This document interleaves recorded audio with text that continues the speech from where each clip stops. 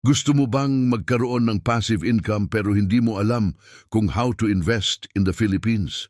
Marami sa atin takot sa stock market kasi akala natin pangmayaman lang to or scam. Pero today, Lodi, ituturo ko sa iyo kung paano maging part owner ng mga dambuhalang kumpanya sa PSE gaya ng Jollibee or SM. Kung goal mo ay financial freedom, para sa iyo ang video na to, let's break it down. Ano nga ba ang stocks? Isipin mo, yung paborito mong kumpanya ay kailangan ng fund para lumaki. Imbes na sa bangko lang sila mangutang, nagbebenta sila ng shares sa public. Pag bumili ka ng shares via GS Stocks or COL Financial, magiging shareholder ka na.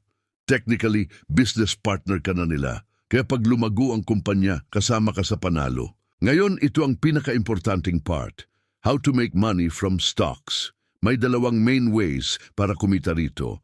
Capital appreciation, buy low, sell high. Ito yung bibili ka ng stock sa murang presyo, halimbawa 100. Paglipas ng panahon, naging 150 na ito. Yung 50 na difference, yan ang profit mo. Ito ang sikat na strategy ng mga stock traders. Ang pangalawang paraan para kumita sa stocks ay ang dividend investing. Ito ang totoong passive income. Ito ang paborito ng mga long-term investors.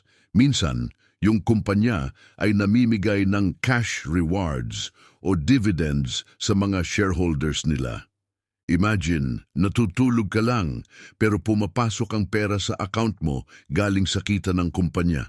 Kung gusto mo ng stable na pera, hanapin mo ang mga best dividend stocks in the PSE gaya ng mga REITs.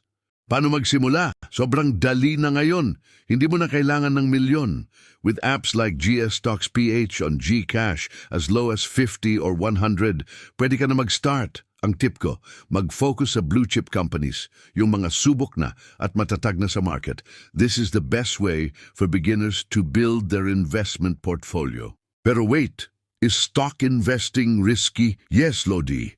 Pwedeng bumaba ang presyo ng stocks, kaya ang golden rule natin, diversification. Huwag mong ilagay lahat ng itlog mo sa isang basket. Mag-invest sa iba't ibang industry para protected ang pera mo.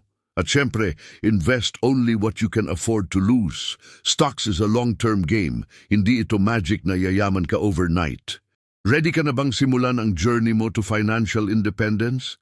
I-comment mo sa baba kung anong stock ang plano mong bilhin muna. Don't forget to like this video at i-share mo to sa tropa mong mahilig mag-milk tea pero wala pang investment. Subscribe for more investing tips for Filipinos. Kita kits!